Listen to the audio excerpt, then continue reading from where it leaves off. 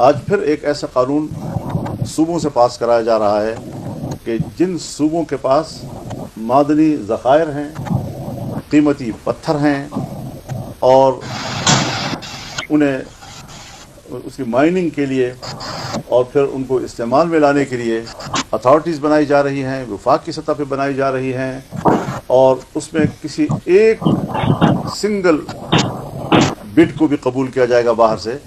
तो ये सारी चीज़ें वो खदशात हैं कि जहां हम ये समझते हैं कि सिर्फ वफाक ही हमारे सूबे के वसाइल पर काबिज नहीं हो रहा, बल्कि बैनुल-अक़वामी क़ुव्वतों को भी और ताकतवर क़ुव्वतों को भी हमारे वसाइल पर कब्ज़ा करने की राह दी जा रही है।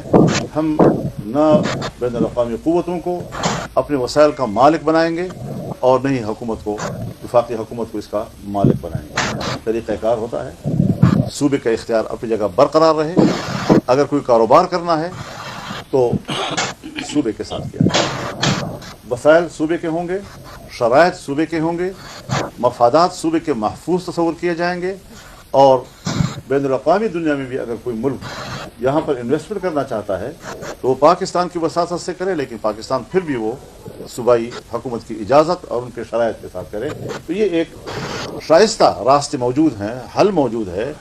कोई भी दुनिया कारोबार का इनकार नहीं करती, लेकिन अपने मफादात पर किसी को कब्ज़ा भी नहीं करने देती।